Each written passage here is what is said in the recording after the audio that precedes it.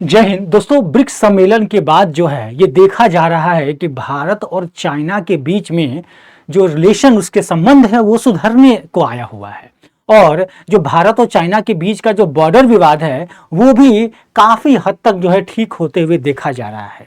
लेकिन सवाल ये उठ रहा है कि जो एलओसी है वहां पे क्या जो बसाए हुए जो गांव हैं, जो चाइना के द्वारा जो बसाए हुए गांव हैं, क्या वहां से चाइना वापस जा रही है? ये एक सवाल बनता है। इसके साथ साथ ये भी एक सवाल बनता है कि जो एलओसी के लिए आखिर चाइना जो है इस मामले को सुलझाने के लिए माना तो माना कैसे और किस हद तक माना और क्या क्या इसके अंदर जो है गतिविधियां अभी भी बाकी हैं, इसको तमाम जो है जानकारी हम लोग यहाँ पे समझने वाले हैं इस लेक्चर के अंदर। तो चलिए इसको आज देखते हैं। तो दोस्तों सबसे पहली चीज है, जो हमारे विदेश मंत्री है उन्होंने जो है कुछ बातें साझा की है। उन्होंने बताया है कि आखिर ये जो समझौता है इसके पीछे का क्या कारण रहा और क्यों जो है यानी कि चाइना की जो गवर्नमेंट है वो क्यों आखिर रेडी हुई है। तो अगर देखें तो एस जयशंकर जी ने कहा है कि उसके दो कारण हैं। एक, अपनी जमीन पर खड़े रहने और अपनी बात रखने के लिए हमारी ओर से काफ़ी ज़्यादा मजबूत प्रयास किया गया। भारत की सेना जो है वो काफ़ी दृढ़ तरीके से, मजबूती तरीके से कायम है और साथ में जो भारत की विदेश नीति है वो भी जो है चाइना के साथ जो है सुधर रही है। इसके साथ इसमें ये विदेश मंत्री ने यह भी कहा कि सेना ने अपना काम किया और कूटनीति ने अपना काम किया।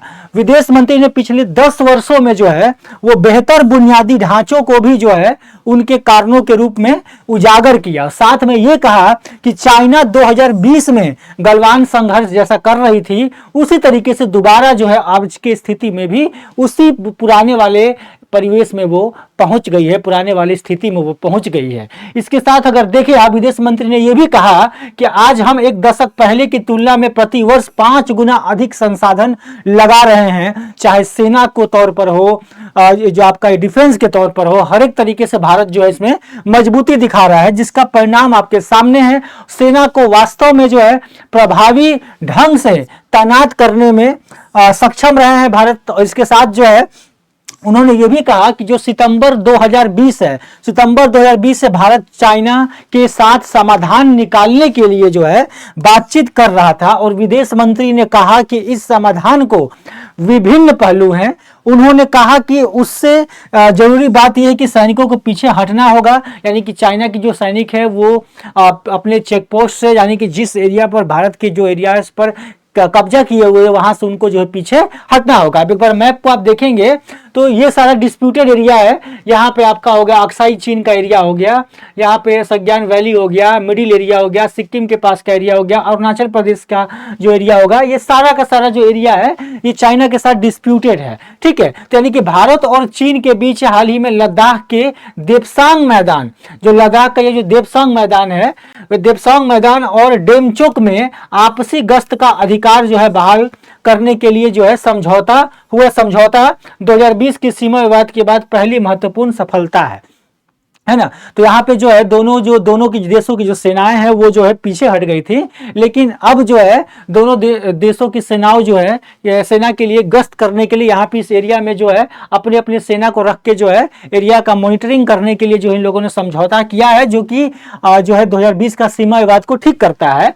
और यह कूटनीति जो है प्रगति हालांकि सीमित है, क्योंकि यह व्यापक सीमा विवाद जो है वो हल करने के बजाय केवल चीनी अतिक्रमण को उलटने पर केंद्रित है। ऐसे राजनीतिक समय पर हुई जब भारतीय प्रधानमंत्री और चीन के राष्ट्रपति रूस में ब्रिक्स के सम्मेलन जो होता है उसके बाद से जो है चीजों को देखी जा रही है। तो ये तो पूरी तरीके से खबर रही और इसके अंदर जो है ये आपकी ये पूरा डिस्प्यूटेड एरिया में जो है इस एरिया में यहाँ पे ये जो सारा एरिया है, यहाँ पे जो डेमचोंग यहाँ पे पड़ता है, यहाँ पे जो एरिया है यहाँ पे जो आपको अगस्त जो है सेनाओं की गश्त जो है इसको शुरुआत कर दी गई। ठीक है, अब इसमें देखिए भारत जो है वो भारत के लिए चीन की क्या महत्व है और क्यों ज्यादा दोनों देशों के बीच का रिलेशन जो है इंपॉर्टेंट है। क्योंकि कोई भी देश जो है अपने पड़ोसी देश के साथ जो है रिश्ते हमेशा से ठीक करना चाहती है, क्योंकि उससे जो है कई सारे जो है इकोनॉमिकली कंडीशंस जो है इसके साथ जो है जुड़े रहते हैं, जो कि महत्वपूर्ण है। तो भारत और चाइना के साथ भी कुछ महत्वपूर्ण चीजें हैं, जैसे औद्योगिक कच्चे माल का निर्भरता। जो कच्चा माल का निर्भरता है उसके लिए, जैसे आप देखेंगे कि सीमा पर तनाव के बावजूद भी जो है चीन ने वित्त वर्ष 2023 और 24 में 118.4 बिलियन जो है अमेरिकी डॉलर का दो तरफा वाणिज्य के साथ भारत का सबसे बड़ा व्यापारिक साझेदार बनकर उभरा है। सोचिए, दुश्मनी के बावजूद भी जो है ये चीज कितना इंपॉर्टेंट है। भारत के जो है जो आपके फाइनेंशियल कंडीशन है, जीडीपी है, इसमें कई तरह के जो है ग्रोथ में जो है यहाँ पे हेल्प जो है हुआ है। इसके साथ जो है भारत महत्वपूर्ण औद्योगिक कच्चे माल और मध्यवर्गीय वस्तुओं के लिए चीनी आयात पर बहुत अधिक निर्भर है। फिलहाल वैसे तो भारत में मेक इन इंडिया और कई सारे जो है स्कीम्स लाए गए हैं जिसमें भारत में भी चीजों को जो है मैन्युफैक्चर करने के लिए डेवलप किया जा रहा है, लेकिन कुछ चीजें हैं जिसकी निर्यात जो है यानी कच्चे माल की निर्यात जो है थोड़ी बहुत निर्भरता जो है वो है इंडस्ट्रियल की अभी भी, जिसको भारत सरकार और आगे भविष्य में जो है खुद इंडिपेंडेंट होने की कोशिश कर रही है। भारत के 70% से अधिक जो सक्रिय अवयव एपीआई हैं चीन से प्राप्त होते हैं, जिसे फार्मास्यूटिकल उद्योग विशेष रूप से चीन पर निर्भर हो गया है। आपने देखा होगा जो कई सारे फोन के अभी भी ब्रांड है जो इंडिया में चाइनीज मेड वाले फोन चल रहे हैं, चाइना से बने हुए फोन है वो, और सोचिए फोन का कितना ज्यादा जो है लोग इस्तेमाल करते हैं। तो कई सारे ऐसी चीजें हैं। वित्तीय वर्ष 2023-24 में भारत ने चीन से 12 बिलियन अमेरिकी डॉलर से अधिक जो है मूल्य का इलेक्ट्रॉनिक जो है सामान खरीदा था, क्योंकि भारत आयात किया था। चीन जो इलेक्ट्रॉनिक मामले में काफी ज्यादा फिलहाल स्ट्रांग है, क्योंकि वहां पे काफी कम कॉस्ट में जो है कई सारे इलेक्ट्रॉनिक चिप जो वगैरह जो बनाए जाते हैं। खैर भारत भी जो है इसमें काफी ज्यादा आगे बढ़ने की प्रयास में लगा हुआ है और आने वाले समय में भारत भी काफी ज्यादा स्ट्रांग हो जाएगा, लेकिन कई सारी चीजें जो अभी भी निर्यात की जा रही हैं। ठीक है, इसके साथ वर्तमान में भारत अपने लगभग 80% और उपकरण के आयात पर भी निर्भर है, जिसमें से 60% से अधिक जो है आयात चीन द्वारा किया जाता है, जिसमें पॉलिसी सर्किल ब्यूरो ने ये बात कही है। ठीक है, तो ये तो एक इंपॉर्टेंट पॉइंट रहा। दूसरा चीज है डिजिटल जो आपका और प्रौद्योगिकी, साइंस और डिजिटल के जमाने में जो टेक्नोलॉजी और डिजिटल के जमाने में जो है निर्भरता है। सुरक्षा चिंता और ऐप का कई बार प्रतिबंध लगाया जा चुका है। टिकटॉक वाला आपको कहानी पता होगा, कई सारे ऐसे ऐप हैं चाइनीज ऐप जिसको जो है भारत सरकार ने बैन लगा दिया। इन सब बैन के बावजूद भी जो है चीन का जो टेक्नोलॉजी है भारत के डिजिटल परिदृश्य को प्रभावित कर रही है। डिजिटली जो है भारत में भी कई सारी टेक्नोलॉजी है, जैसे चीन का स्मार्टफोन हो गया, कई सारे ऐप तो बंद कर दिए गए, लेकिन चीन का स्मार्टफोन तो आज भी इंडिया में चल रहा है ना।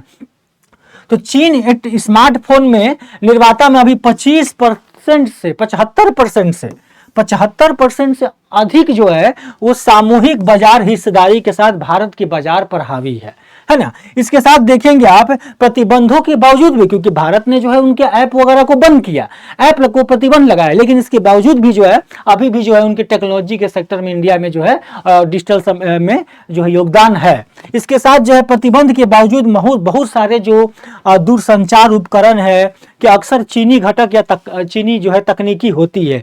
भारत के उभरते क्षेत्र जैसे इलेक्ट्रॉनिक वाहन काफी हद तक चीन की बैटरी का और घटकों पर निर्भर है। इलेक्ट्रॉनिक जो व्हीकल्स आ रही हैं उसमें भी जो बैटरी वगैरह लग रहा है वो चाइना से जो है निर्यात हो रहा है। बहुत सारे बैटरी अलग देश से भी हैं, भारत से भी कुछ है, लेकिन चाइना से ज्यादा निर्यात हो रही है। ठीक है, तो ये एक निर्भरता जो है वो दिखाता है, इसके वजह से भी चाइना हमारे लिए इंपॉर्टेंट बन जाता है। और निवेश और विशेषज्ञता की अगर बात करूं तो चीन जो है तकनीकी विशेषज्ञता भारतीय औद्योगिक विकास के लिए मूल्यांकन बनी हुई है, और चीनी कंपनियां के पास जो है बुनियादी ढांचे के विकास और हाई स्पीड रेल सिस्टम के महत्वपूर्ण अनुभव है। और भारत भी चाहता है कि अपने देश में जो है बुलेट ट्रेन आए, कई सारे हाई स्पीड ट्रेन भारत के अंदर भी आए, तो उसकी जो टेक्नोलॉजी है वो भी भारत सरकार चाहता है कि चीन से मिले, क्योंकि चीन जो है उसके पास हाई स्पीड ट्रेन है।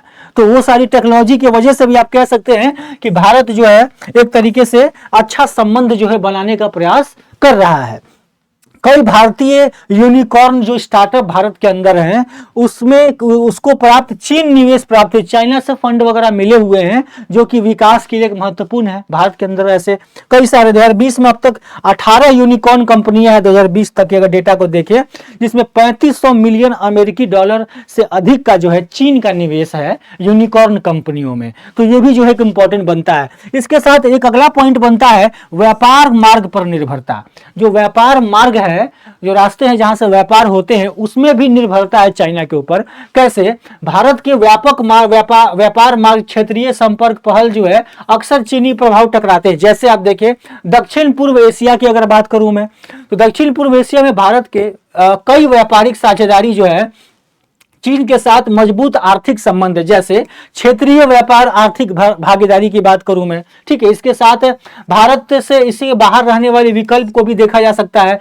भारत के 55% से अधिक जो है वो दक्षिण चीन सागर, क्योंकि दक्षिण चीन सागर और मलक्का जो है आपका एरिया जो है वहां से गुजरता है, जो कि इस एरिया में जो है ट्रेडिंग के लिए जो है चाइना के साथ अच्छा जो है संपर्क जो है रहना चाहिए, ठीक है। और भारत के वाणिज्य के लिए जो महत्वपूर्ण समुद्री व्यापार मार्ग उन क्षेत्रों से बाहर होकर गुजरते हैं जहां चीन के महत्वपूर्ण उपस्थिति है। तो ये सभी जो है इन चीजों की वजह से, यानी कि जो आपका व्यापार मार्ग के ऊपर जो चाइना के क्षेत्राधिकार में जो व्यापार मार्ग आता है, उन व्यापारी मार्गों में भी भारत जो है अपना व्यापार अच्छे से कर सके, इसके लिए भी जो है एक इंपॉर्टेंस बढ़ जाता है चाइना के साथ इंडिया का जो संबंध है। तो होप सो कि आपको ये समझ में आ गया होगा कि ये दोनों देशों के बीच में जो रिलेशन जो ठीक हो रहे हैं, इसकी महत्व क्या है और क्यों ठीक हुए हैं। इसके साथ जो है आपने ये भी समझ लिया कि कौन कौन से एरिया जो डिस्प्यूटेड है जहां पे जो है इस चीजों को ठीक किया जा रहा है, ठीक है। तो आने वाले जो है लेक्चर्स में मैं इसमें और डिटेल्स बातें आपको जो है बताऊंगा। फिलहाल आप इस लेक्चर का पीडीएफ चाहते हैं तो मुझसे जो है टेलीग्राम पे जुड़ जाइए, चंदन सर टेक्स्ट बुक, ये आप लगातार है टाइप कीजिएगा, चंदन सर टेक्स्ट बुक सर्च करेंगे तो आपको मैं मिल जाऊंगा। उसमें जो है आपको इसका पीडीएफ में प्रोवाइड करवा दूंगा और बाकी करंट अफेयर्स के लगातार पीडीएफ मेरे क्लासेस के आपको वहां मिलते रहेंगे।